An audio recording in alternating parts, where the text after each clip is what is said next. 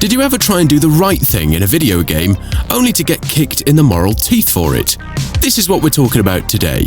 Games where kindness is a weakness, mercy is a death sentence, and every good deed gets you stabbed in the back, sometimes literally. Here are 10 games that made being good feel very, very bad. 10. Assassin's Creed Odyssey. Let's start with Assassin's Creed Odyssey, a game that lets you climb cliffs in a leather skirt and fight minotaurs because, well, history.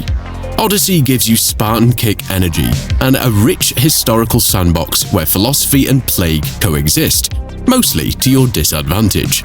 You make a merciful choice early on, let a sick family live. You think, aha, I'm different from all the other ruthless assassins, I care. Fast forward, and Kefalonia is now basically the Walking Dead Aegean edition. Turns out they were infected, and by sparing them, you doomed your entire hometown. This game doesn't even pause to say, oops. The priest straight up tells you, you have doomed this village. Now we have to clean up your mess. You saved 3 NPCs and doomed hundreds. Even Thanos would have called that math questionable. 9. Dying Light 2. Dying Light 2 is a game about jumping off roofs and making extremely vague choices that matter, which usually end with explosions. Case in point, Hakon. He tries to kill you. You let it slide, you're the bigger person. Later, when you're being chased by murder cultists and trying to save someone, Hakon reappears and betrays you again. It's like the game said, oh, did you think forgiveness was noble? Cute. Here's your betrayal sandwich, extra mayo. And this is a recurring theme throughout the game. Help a faction because you want peace? They'll turn into authoritarians. Trust someone because they seem nice? Next cutscene, they're stabbing your best friend. Doing the right thing in Dying Light 2 is less about morality and more about choosing the flavor of your future disappointment. 8. Frostpunk. Frostpunk is like The Sims if The Sims were freezing to death and constantly accusing you of being a fascist. You're the leader of the last city on Earth, and the temperature just dropped again, because Mother Nature is petty like that. Every decision you make balances survival and morality. You try to be a good person. You don't force children to work in coal pits. You give people soup instead of sawdust stew. You pass laws for medical care. You stop child labor. You're a modern-day Santa Claus. And what do your citizens do? They repay you by organizing protests, sabotaging the generator, and demanding that you turn the city into a theocratic nightmare. Meanwhile, the player who enforced soup rations, child labor, and 24-hour shifts, they're hailed as efficient leader of the century. Oh, you wanted ethics? Sorry, this is an ice-pocalypse. Now, get back to building a coal mine before everyone dies. 7. Papers, Please. If Frostpunk is cold, Papers, Please is emotionally freezing. In this game, you're a sad man in a small booth whose job is to destroy dreams professionally. You can be cold and follow the rules exactly, or you can show compassion and sneak people through, like the wife of a man you just let in. She has no proper documents, but begs to be reunited. You let her in, you feel like a good person. Then the screen flashes, invalid entry, penalty applied. Your pay is docked, your son gets sick, you can't afford medicine, your wife is cold, your uncle is now dead, and then you're arrested because someone in line was a terrorist you let in by mistake. So now your legacy is being the border agent who doomed his whole family because he had a conscience. Moral of the story, bureaucracy is the final boss. 6. Metro Last Light. Metro Last Light takes place in post-apocalyptic Russia, so already you're in for a cheerful time. The game tracks your moral choices, but secretly, there's no karma meter, no plus 10 good boy points. There is, however, a positive morale point sound and a negative morale point sound that plays whenever you make a choice. So you just have to sense you're doing the right thing. Help a musician finish his song, plus karma. Rescue a prisoner, plus karma. Avoid killing Nazis, plus karma. But here's the catch. The game doesn't reward you with loot or any sort of buffs. Instead, all you get is maybe a guitar riff. And the people you help, oh, they rarely help you back. You free a prisoner, he runs off screaming. You spare a Nazi patrol, they might sound the alarm on you 30 seconds later. You're avoiding a fight? I hope you like 40-minute stealth sections and guards who all of a sudden can now see through shadows and damn walls. And then there's the Pavel, the guy who saves your life early in the game. Makes you think you've got a buddy, a comrade, a fellow tunnel bro. until he tries to kill you and turns half the metro against you. Moral of the story? In Metro, being a good person doesn't get you a handshake. It gets you a bullet you chose not to fire, coming back around later. And if you're enjoying this video so far, be sure to let me know by hitting that like button. 5. Undertale. Undertale. The game that asks, what if the final boss guilt trips you into crying?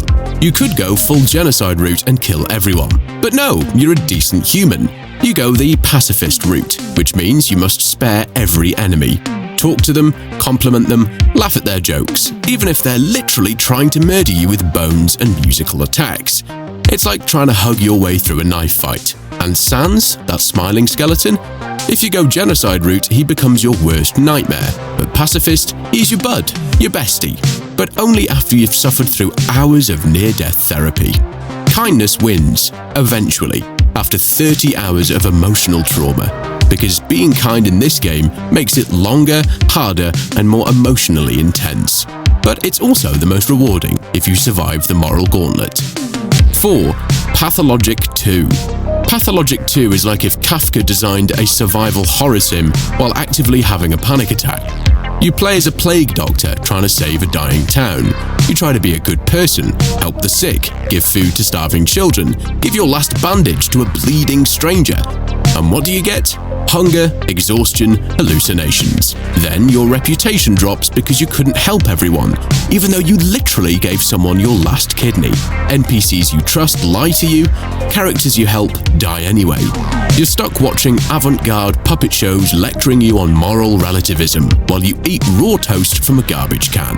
And the best part, or worse, depends on your point of view, every right choice might be the wrong one later. Save someone, they betray you. Spare someone, they get others killed. This isn't a game, it's an anxiety simulator with plague rats. But sure, help another sick child, that always goes well. 3. Bioshock. Bioshock gives you one of gaming's most iconic moral dilemmas. You encounter a little sister, mutated child powered by magic DNA, Adam.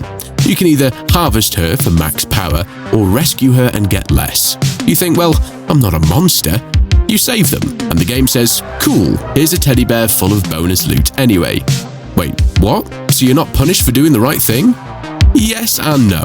In Bioshock, the real punishment is existential dread. You get rewarded, but if you save them expecting a karmic medal, you kind of robbed yourself of that emotional punch, because the right thing here feels too easy, too tidy, and in Rapture, that's the real punishment, realizing morality has been gamified. Even worse, the big twist later reveals you had no free will anyway. All your noble decisions guided by a mind control phrase the whole time. Would you kindly? So, yes, you spared the little sisters, but you were still a puppet, a well-meaning puppet. 2. Bloodborne. In Bloodborne, good deeds don't go unpunished. They get you devoured by ancient horrors. Let's start with NPCs. You can send survivors to the chapel thinking you're giving them safety, and most of them are fine. But then there's the suspicious beggar. You think, well, I shouldn't judge a book by its blood-soaked cover. I'll send him to the chapel too. Next thing you know, he eats everyone there. You gave a cannibal shelter, and now the one safe zone you had is a bloody disaster. And then there's the grand finale. You consume 3 umbilical cords, reject the idea of waking from the nightmare, and face the moon presence, essentially the final boss of reality. Win? Great! You're now a squishy squid slug baby, reborn as a great one. The true ending is you becoming a cosmic larva, raised by a doll who talks in riddles. So, to recap, help people, they die. Trust strangers, they eat everyone. Beat the game, you become interdimensional sushi. 1. The Witcher 3 Wild Hunt. Ah yes, The Witcher 3, where being a hero is the fastest route to eternal regret. Help the bloody Baron reunite with his wife? Turns out she's a victim of abuse and trauma, and your actions might push her into madness. And then there's Ciri. Support her choices, give her space, treat her like an equal. She dies. Be a controlling dad? Drag her into battles, tell her how to live her life. She survives and becomes Empress. What? It's like every time Geralt does the noble thing, he accidentally summons a biblical plague. Witcher 3 doesn't punish you with failure, it punishes you with consequence. The kind that makes you sit back, stare at your TV and question your entire moral compass. But hey, what other games have made you doubt your moral compass? Let me know in the comments section below. And if you enjoy gaming content and want more, be sure to check out the videos linked on screen.